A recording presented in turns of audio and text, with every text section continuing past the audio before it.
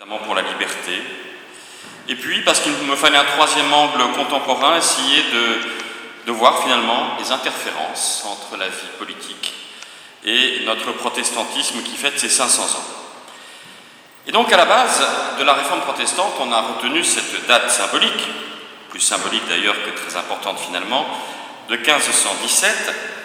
La réforme protestante naît dans un contexte issu du XVe siècle, issu de ce qu'on a appelé l'humanisme du XVe siècle, et notamment son exigence, cet humanisme, de redécouvrir les textes anciens, de les relire, de les approfondir et de forger des convictions nourries de ces textes.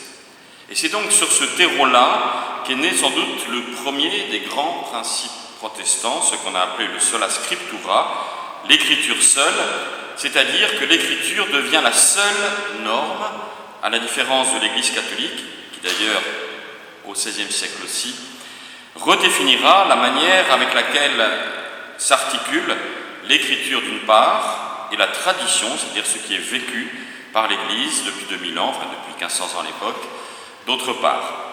Et d'ailleurs, toutes les autres différences finalement viennent de là, parce qu'on cite souvent la Vierge, on cite souvent le pape, on cite souvent le système épiscopal, mais au fond, toutes les différences viennent de celle-là, de cette affirmation que c'est la seule écriture, puisque effectivement, le culte rendu à la Vierge, le culte des saints, la papauté, ont été vécus par la tradition après l'écriture, et donc pour nous protestants, n'ont pas de valeur normative. Alors simplement, à partir de ce principe de l'écriture seule, eh bien, est née aussi la diversité immense protestante. Et c'est vrai que lorsque je cherche à expliquer ce qu'est le protestantisme, eh bien, au fond, j'explique mon protestantisme, qui n'est peut-être pas le vôtre, qui n'est peut-être pas celui de nos frères et sœurs évangéliques, par exemple, ou qui n'est peut-être pas ceux d'autres églises dans le monde, parce que justement, avec l'écriture seule est née aussi l'idée de l'interprétation de l'écriture et de la libre interprétation de l'écriture.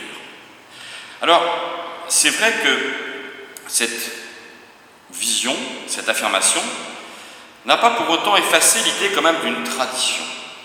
Parfois, on pense que les protestants ne lisent que l'écriture, que l'écriture, que l'écriture, que l'écriture. Bien sûr, lorsque je prépare même une prédication pour le dimanche, je vais lire ce qu'ont écrit avant moi bien des savants, bien des théologiens, bien des exégètes, depuis 2000 ans, qui ont étudié.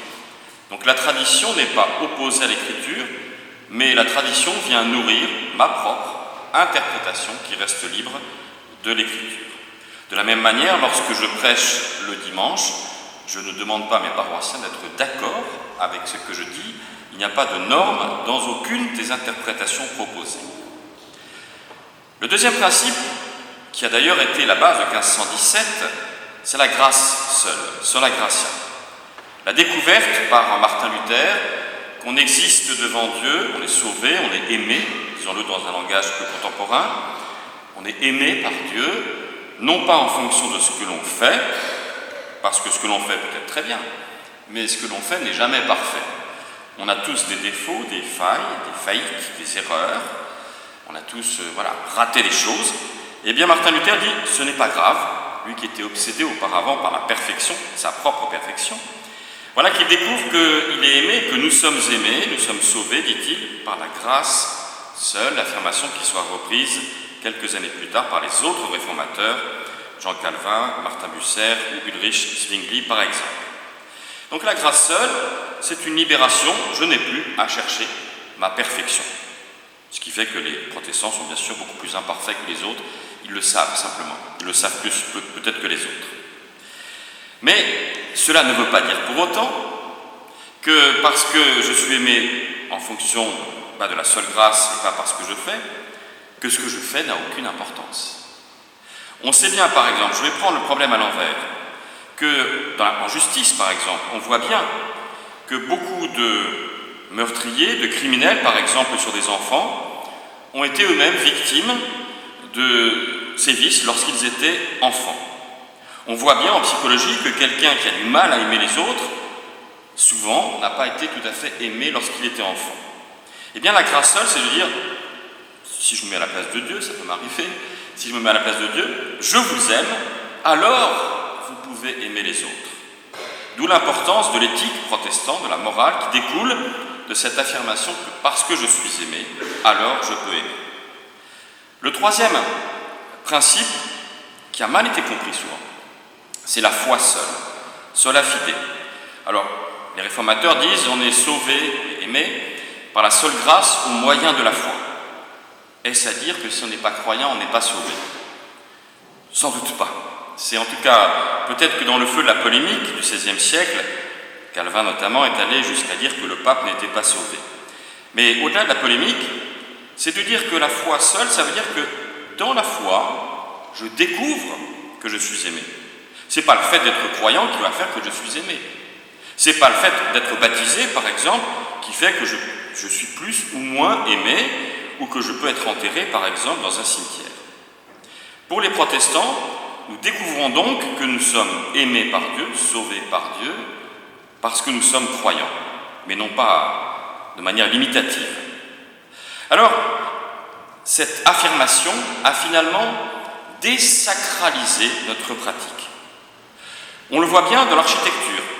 Par exemple, puisque les premiers temples protestants étaient des églises par définition, comment on a utilisé l'espace. Et si vous allez, par exemple, à Saint-Pierre de Genève, grande cathédrale protestante, mais gothique, et vous verrez que la chaire, qui est à peu près au tiers, au bout de la nef, eh bien, on a mis la table de communion sous la chaire, parce que c'est la centralité de l'écriture. On pose la Bible sur la table, centralité de l'écriture et de son interprétation, et les fidèles se rassemblent autour. Et on a vidé, littéralement vidé, le cœur où il n'y a plus rien. Il n'y a plus donc d'espace sacré, c'est une désacralisation de la religion. Dans la tendance réformée, cela va de pair avec, on le voit ici, une absence totale de représentation, que ce soit du Christ sur la croix, symbolisant plus sa résurrection que sa mort, ou dans les vitraux de personnages historiques. Dans la tradition luthérienne, la polémique ayant été moins forte, sans doute aussi pour cela, on peut y voir des représentations. Et donc, au XVIe siècle, c'est le temps de la découverte, des positionnements, c'est le temps aussi où il va y avoir des conflits qui vont naître de cette diversité. C'est un temps d'ébullition, mais aussi, c'est vrai, il faut le dire et balayer devant notre porte, un temps assez rapidement, après cette ébullition, donc dans la seconde moitié du XVIe siècle, de dogmatisation. On veut à nouveau, comme si à chaque fois qu'on inventait quelque chose, chaque fois qu'on avait un esprit de liberté, eh bien on veut l'enfermer, le casser, le définir. Et c'est vrai qu'on a radicalisé les positions entre protestants, mais souvent contre les catholiques, jusqu'à l'absurde. Je cite un exemple que j'ai souvent cité ici. Au XVIe siècle, dans le sud de la France, mais pas que, mais j'avais travaillé sur ce sujet-là précisément, dans les Cévennes, les pasteurs n'avaient pas le droit non seulement de faire un enterrement, mais n'avaient même pas le droit d'y assister, sauf, disait le texte, si c'était un membre proche de leur famille. Quand même, c'est sympathique. Mais cela veut dire, derrière, qu'il y avait l'idée du sacrement, il y avait l'idée de la sacralité, il y avait l'idée de la liturgie catholique. Alors, pour ne pas faire catholique, eh bien, on dit que c'est les laïcs qui font désormais les enterrements. Donc, parfois opposition systématique.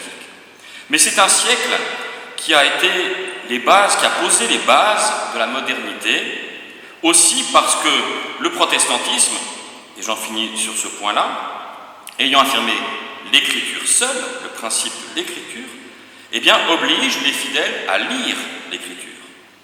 Rappelons-nous qu'à l'époque, selon les estimations, entre 5 et 8%, pas plus, de personnes savaient lire. Eh bien, à la fin du XVIe siècle, les 2/3 des protestants savent lire. Eh bien, c'est donc qu'il y a une ébullition, une émulation qui fait qu'on pose les bases, on n'est pas encore dans la modernité, mais on pose les bases de la modernité que nous allons découvrir dans quelques instants au second épisode.